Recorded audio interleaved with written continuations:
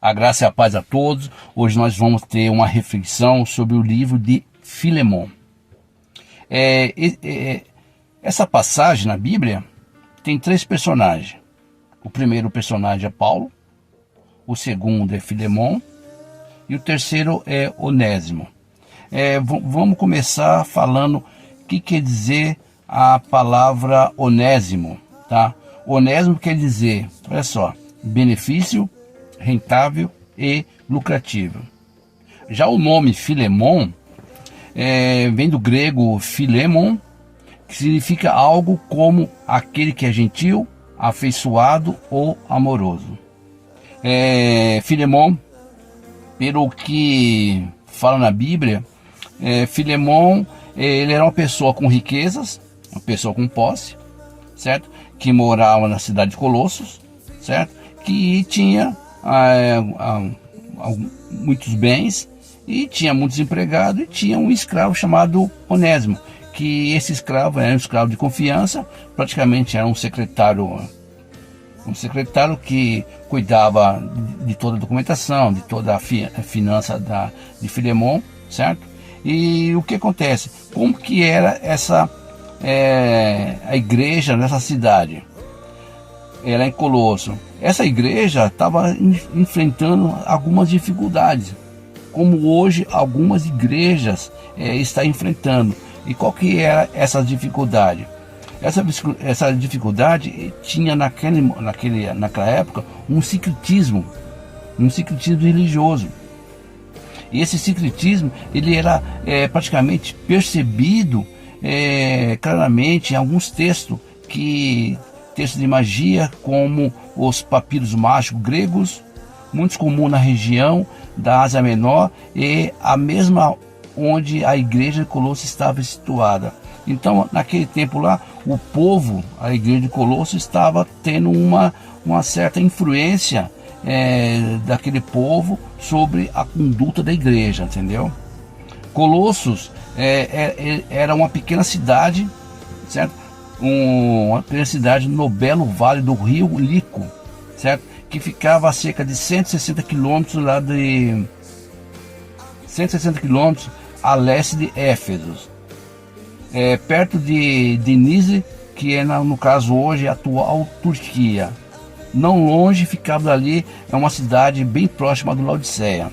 Só que pela a palavra, Paulo não pregou em Colossos. Provavelmente Filemão ele ouviu a pregação de Paulo quando Paulo esteve em Éfeso, então ele se converteu. Só que não fala os detalhes da conversão de Filemão. O que fala é que Filemão era uma pessoa rica, que tinha um escravo, e que certa feita, o que aconteceu? Esse escravo, que é chamado Onésimo, que era inútil, que era um escravo, que é uma pessoa sem perspectiva, uma pessoa sem esperança, que por algum motivo ele foi acusado de ter roubado. Só que na Bíblia não fala o que ele furtou, não fala o que foi o crime dele. Só que ele foi até Roma, onde Paulo estava preso, certo?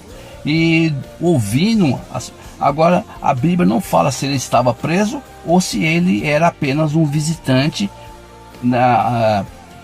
para Paulo.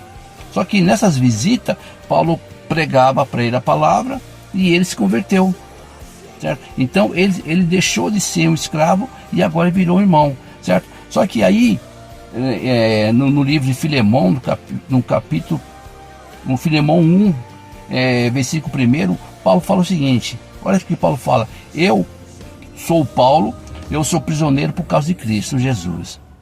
Junto com meu irmão Timóteo, eu escrevo a você, meu amigo Filemão, nosso amigo e companheiro de trabalho. Aí no versículo 2 ele fala o seguinte: a igreja que se reúne na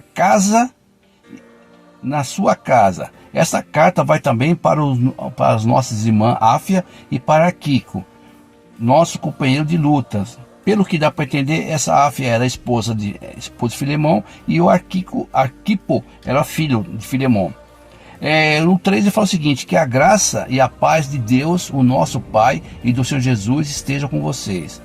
Olha que no 10 ele fala o seguinte: Portanto, eu estou te fazendo um pedido em favor do Onésimo. Ele estava intercedendo a favor de Onésimo, que é meu filho, por estarmos unidos em Cristo. Pois enquanto eu estava na cadeia, tornei-me o pai espiritual dele. Então leva a crer que Onésimo, ele naquele momento ele virou até mesmo um aluno, ou até discípulo de Paulo, entendeu? Aí no 16 ele fala o seguinte: pois agora ele não é mais um escravo, ele se converteu, não é mais escravo. Então hoje, quem vivia numa vida de escravidão, preso às amarras do diabo, depois que se converte, ele não tem mais acusação de escravo, ele é livre, ele se tornou ex-escravo. Hoje ele é um irmão, um filho de Deus, amém? No 16 ele fala o seguinte: pois agora ele não é mais escravo, porém muito mais do que isso, ele é um querido irmão em Cristo. Todos aqueles que antes de se converter tinha um nome, tinha um apelido, era isso, era aquilo, ou era escravo, ou era, vamos falar, alcoólatra, ou era drogado. Só que depois que essa pessoa se converte, aí se torna filho de Deus, certo? No 17 ele fala o seguinte: por isso, se você me considera o seu companheiro de trabalho, eu te peço que você receba Onésimo de volta como se estivesse recebendo a mim mesmo. Se eu der, se ele te deu, se ele te fez algum prejuízo, se ele te causou algum dano, se ele te roubou alguma coisa, no 19 ele fala o seguinte: aqui com a minha própria mão eu escrevo isto. Eu, Paulo, pagarei tudo. É claro que não preciso fazer com que você lembre que me deve a sua própria vida. Detalhe importante. É claro que eu não preciso fazer com que você lembre que me deve a sua própria vida. Frisa essa parte. Não preciso te lembrar que você deve a sua própria vida. Daqui a pouco eu chego lá. No 22 ele fala o seguinte: eu peço também que prepare um quarto para mim, pois espero que Deus responda às orações de todos vocês e me deixe ir outra vez até aí. Pensa bem. Peço também que prepare um quarto para mim. Peço que você prepare um quarto para mim, para que o meu Pai ouça as suas orações, para que eu volte outra vez aí. Entendeu? É a volta de Cristo. E ele termina o seguinte: que a graça, olha só, que a graça do Senhor Jesus Cristo esteja com vocês. Amém? Uma coisa que me chamou muita atenção, que é o seguinte, olha só, nesse contexto dessa palavra, tudo leva aqui que Paulo, nessa passagem, ele tipifica Jesus Cristo. Olha só para você ver como que é interessante. Por que tipifica, nesse ponto, Paulo tipifica Jesus Cristo? Olha só, o que ele fala aí no 16? Pois agora ele não é mais um escravo, porém é muito mais do que isso.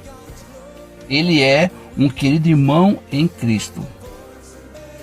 Ele está referindo à velha pessoa.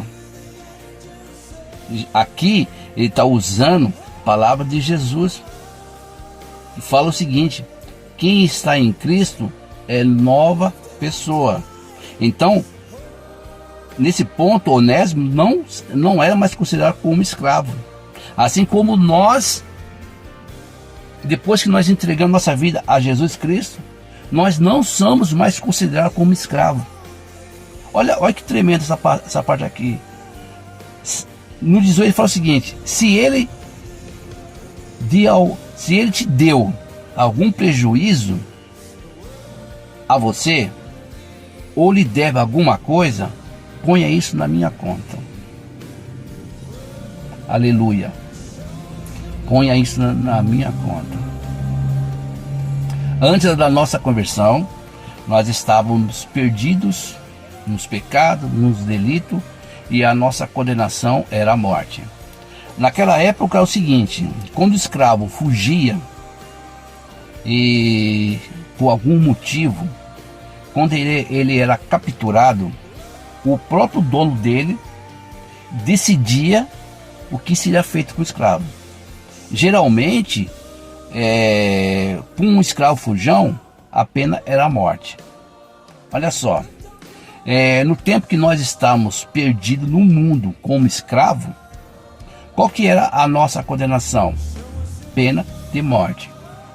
O que aconteceu quando Jesus resgatou, quando nós fomos até Jesus e Jesus nos libertou?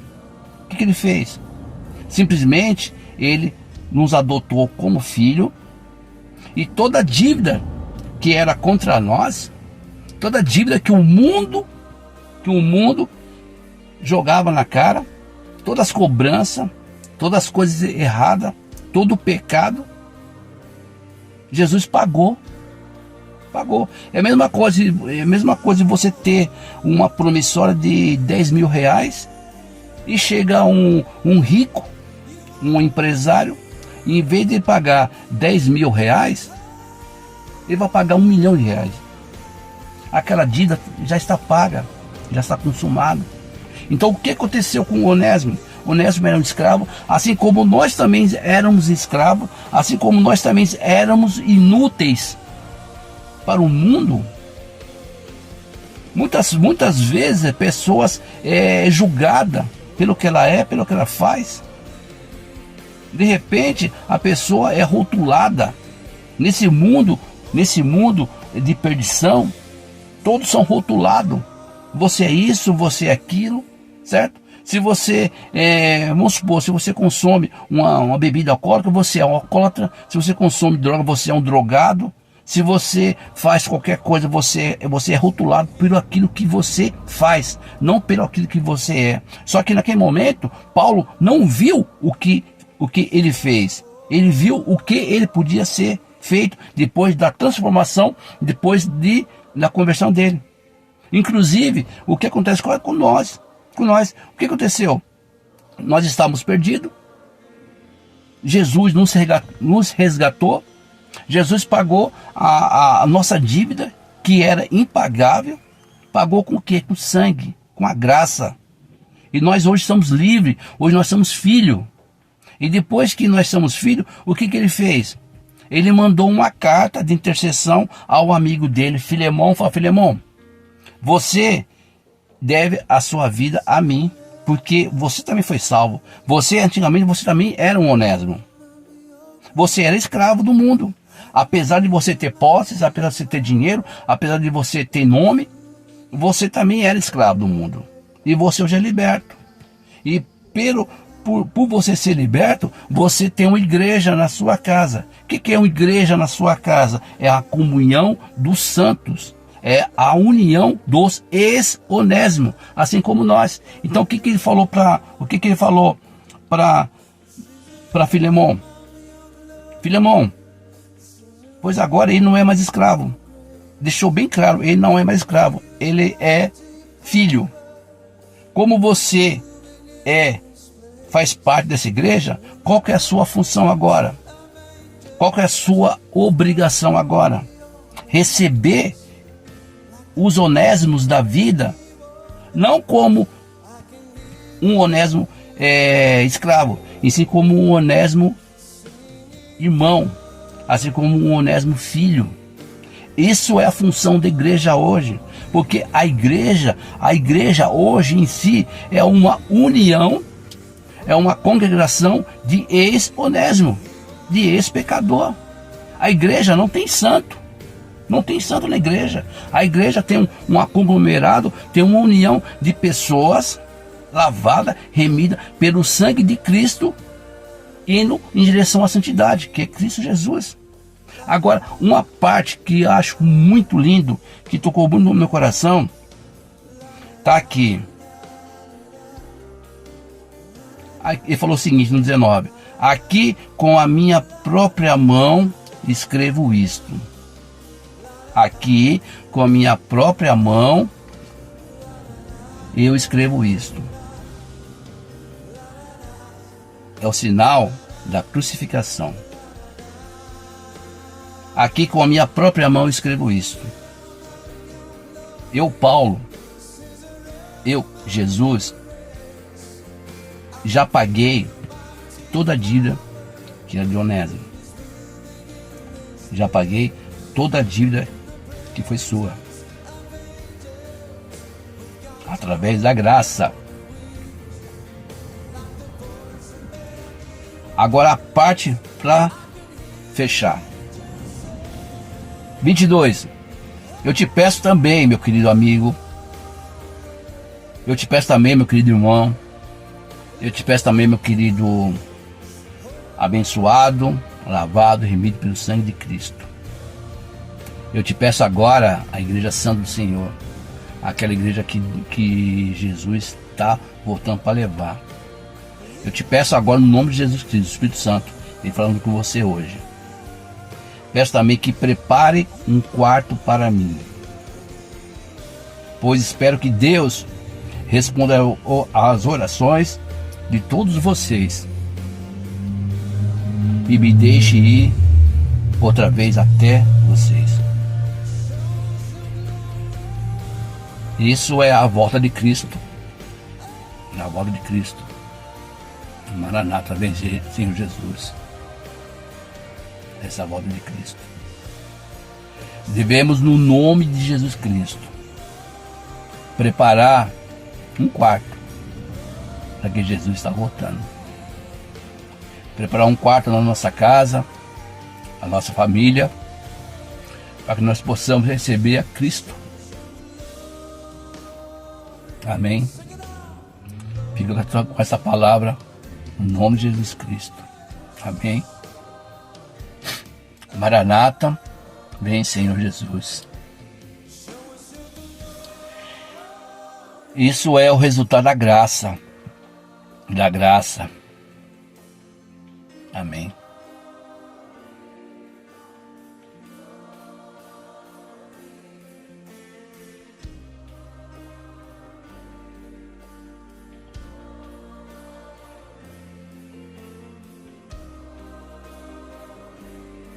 Amados, queridos irmãos, bom, essa palavra que eu preparei aqui, Deus me deu ontem à noite quando eu dormia, tá? Me tocou muito, muito mesmo, porque é o seguinte, antigamente, antes da minha conversão, eu tinha uma palavra, foi lançada uma palavra na minha vida que dizia o seguinte: eu nunca conseguiria falar o que eu estava pensando. Eu tinha uma porcentagem de em torno de 95% de gagueira. Praticamente eu não conseguia pronunciar uma palavra inteira. E muitas vezes, até mesmo meu pai e minha mãe falavam que ia me levar no hospital para fazer uma cirurgia na língua, né? Para me soltar a língua, porque eu não conseguia falar. E eu ouvia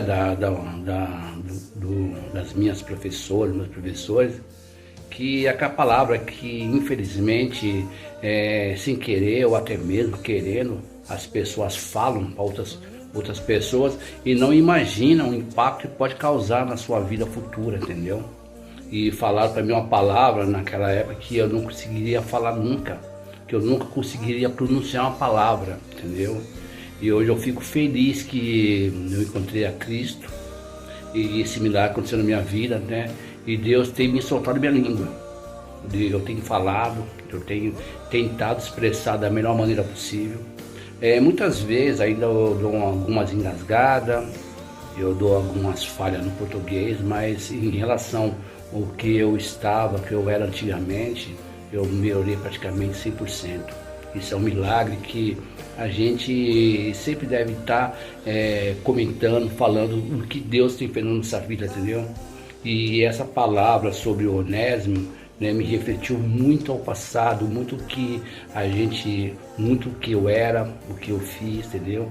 E depois que, graças a Deus, fui resgatado pela graça do Pai, aí a gente consegue, né, fazer uma recapitulação da nossa vida e a gente fala que nós somos um milagre. Nós somos o verdadeiro milagre de Deus. Nós somos um milagre de Deus por um propósito de Deus aqui na terra. Então, tudo que tiver no seu coração, tudo que tiver na sua mente, não tenha vergonha de falar. Fala, entendeu? Fala o que Deus fez na vida de cada um e o que Deus irá de fazer, entendeu?